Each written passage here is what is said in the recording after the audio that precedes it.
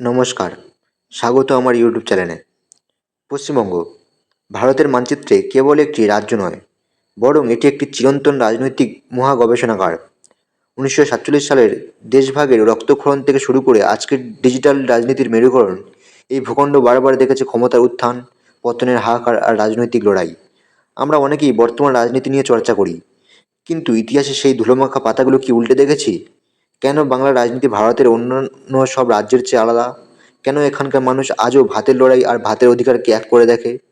আমাদের এই সিরিজ পশ্চিমবঙ্গের রাজনীতির মহাকাব্য 12টি পর্বের এই দীর্ঘযাত্রায় আমরা ফিরে যাব সেই 1947 সালে, আর সেখান থেকে ধাপে ধাপে উঠে আসবো 2026-এর দোরগোড়ায়। এটি কেবল সাল তারিখের ইতিহাস নয়, এটি বাংলার সমাজ, অর্থনীতি আর সাধারণ মানুষের অদম্য জেদের কাহিনী।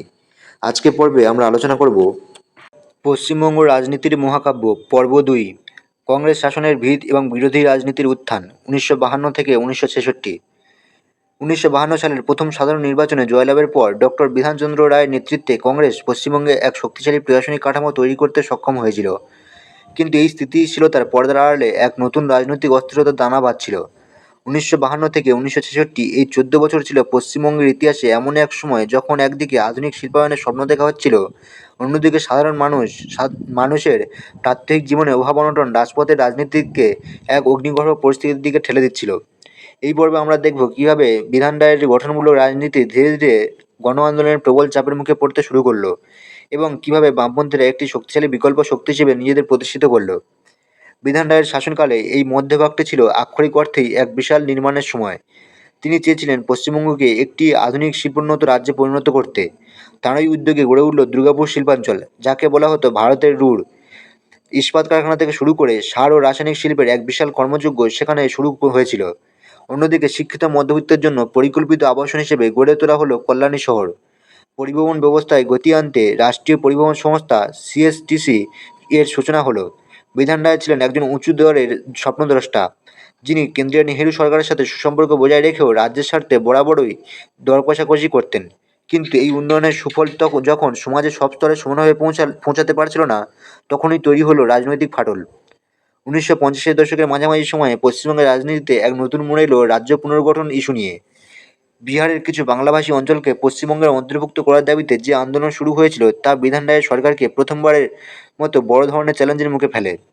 যদিও শেষ পর্যন্ত পুরুলিয়া পশ্চিমবঙ্গের অন্তর্ভুক্ত হয়, কিন্তু এই আন্দোলন প্রমাণ করে দিল যে বাঙালি তার আঞ্চলিক অখণ্ডতা ও পরিচয়ের প্রশ্নে কতটা স্পর্শকাতর। এই সময়েই বামপন্থী দলগুলো, বিশেষ করে সিপিআই, ফরওয়ার্ড ব্লক এবং আরএসপি নিজেদের মধ্যে এক ধরনের ঐক্য গড়ে তুলতে শুরু করে। বিধানসভার ভেতরে জ্যোতি বসু এবং বাইরে প্রমোদ দাশগুপ্তের মতো নেতাদের উত্থান কংগ্রেসের একচ্ছত্র আধিপত্যের মূলে আঘাত করতে থাকে। 1959 সালে পশ্চিমবঙ্গে রাজনৈতিক ইতিহাসে এক কলঙ্কময় ও মোড় পরিবর্তনকারী বছর হিসেবে চিহ্নিত হয়ে আছে। একে বলা হয় খাদ্য আন্দোলনের বছর। রাজ্যে খাদ্যের চরম সংকট দেখা দিয়েছিল। চালের দাম সাধারণ মানুষের নাগালের বাইরে চলে গিয়েছিল। বামপন্থীদের নেতৃত্বে মূল্যবৃদ্ধি ও দুর্ভিক্ষ প্রতিরোধের কমিটি গঠিত হলো। হাজার হাজার ক্ষুধার্ত মানুষ গ্রাম থেকে পায়ে হেঁটে কলকাতার দিকে রওনা হলেন। ইতিহাসে যা পীড়িত মানুষের মিছিল বা হাঙ্গারি মার্চ নামে পরিচিত।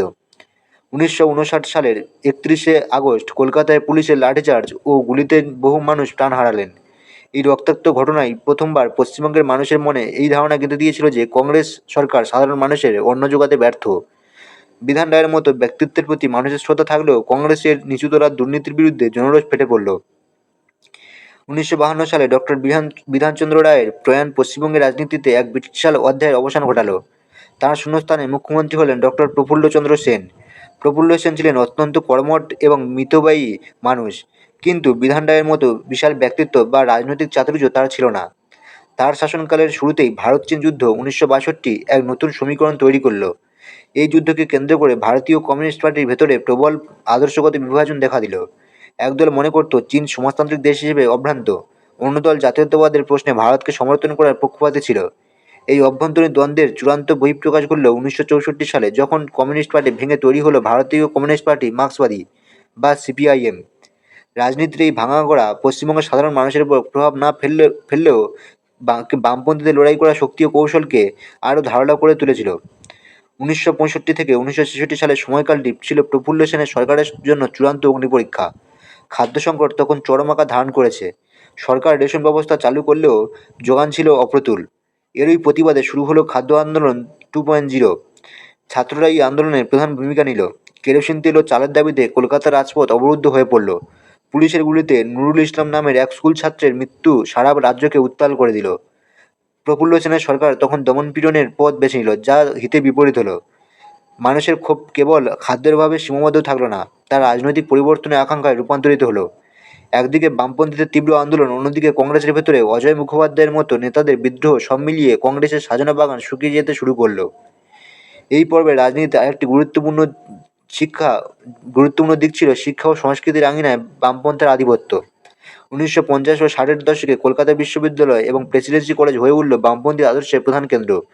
অধ্যাপক থেকে শুরু করে সৃজনশীল শিল্পী সবাই যেন এক বৈপ্লবিক পরিবর্তনের স্বপ্ন দেখছিলেন। কংগ্রেসের শাসনকে তখন দেখা হচ্ছিল এক স্থবির ও পশ্চাৎপদ ব্যবস্থা হিসেবে।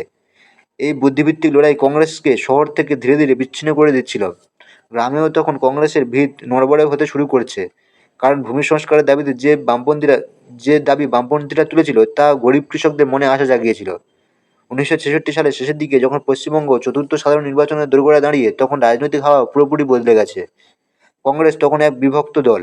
অজয় মুখোপাধ্যায় কংগ্রেস ছেড়ে গঠন করেছেন বাংলা কংগ্রেস। বামপন্থীরাও দুই ভাগে বিভক্ত হলেও তাদের লক্ষ্য ছিল এক, কংগ্রেসকে ক্ষমতাচ্যুত করা। প্রফুল্ল সেনের রেশনিং ব্যবস্থা এবং পুলিশের কঠোরতা মানুষের মনে যে ক্ষত তৈরি করেছিল, তা ভোটের বাক্সে প্রভাব ফেলার জন্য তৈরি ছিল। বিধান রায়ের গড়ে যাওয়া সেই উন্নয়নের ইরামত তখন জনরোষের ঝড়ে কাঁপতে শুরু করেছে। পর্ব 2 এর এই সমাপ্তি আমাদের এক ঐতিহাসিক পরিবর্তনের সামনে দাঁড় করিয়ে দেয়। 1966 সালে সেই উত্তাল ছাত্র আন্দোলন এবং খাদ্য সংকট প্রমাণ করে দিয়েছিল যে কেবল বড় বড় কারখানা তৈরি করলেই মানুষের মন জয় করা যায় না, যদি না সাধারণ মানুষের পাতে অন্ন নিশ্চিত করা যায়। পশ্চিমবঙ্গের রাজনীতিতে এক দীর্ঘ একক দলের শাসনের অবসান হতে চলেছে, এমন এক ইঙ্গিত তখন বাংলার আকাশে বাতাসে। পরবর্তী পর্বে আমরা দেখব কীভাবে 1967 সালের নির্বাচনে এক ঐতিহাসিক ওলটপালট ঘটল এবং কীভাবে পশ্চিমবঙ্গের রাজনীতিতে প্রথমবার অকংগ্রেসী শাসনের সূর্য উদিত হলো। সেই সাথে শুরু হলো এক চরম অস্থিরতা, যা বাংলার সমাজ ও রাজনীতিকে আমূল বদলে দেবে। এই 14 বছরের যাত্রা আমাদের শেখায় যে শাসন ব্যবস্থা যতই শক্তিশালী হোক না কেন, যদি তা সাধারণ মানুষের ন্যূনতম প্রয়োজন মেটাতে ব্যর্থ হয়, তবে রাজপথই হয়ে ওঠে শেষ বিচারালয়। কংগ্রেসের সেই স্বর্ণালী সময়ের পতনটা শুরু এইভাবেই হয়েছিল, অন্ন, বস্ত্র আর সম্মানের দাবিতে শুরু হওয়া এক গণজাগরণের মধ্য দিয়ে। ইতিহাসের সেই ধুলোমাখা পাতাগুলো থেকে আজকের এই আলোচনা আপনাদের কেমন লাগলো তা আমাদের জানাতে ভুলবেন না। পশ্চিমবঙ্গের রাজনীতির এই যে দীর্ঘ পথ চলা, সেখান থেকে আপনাদের চোখে সবচেয়ে গুরুত্বপূর্ণ ঘটনা কোনটি? নিচের কমেন্ট বক্সে আপনার মূল্যবান মতামত অবশ্যই লিখুন। আমি ব্যক্তিগতভাবে আপনাদের কমেন্ট পড়ার অপেক্ষায় থাকব। যদি এই সিরিজটি আপনাদের ভালো লেগে থাকে এবং পশ্চিমবঙ্গের রাজনৈতিক ইতিহাস নিয়ে আরও গভীর ধারণা পেতে চান, তবে ভিডিওটি লাইক করুন এবং বন্ধুদের স্বার্থে শেয়ার করুন। আর হ্যাঁ, আমাদের এই পশ্চিমবঙ্গের রাজনীতির মহাকাব্য সিরিজের পরবর্তী পর্বগুলো মিস না করতে চাইলে এখনই চ্যানেলটি সাবস্ক্রাইব করে পাশে বেল আইকনটি প্রেস করে রাখুন।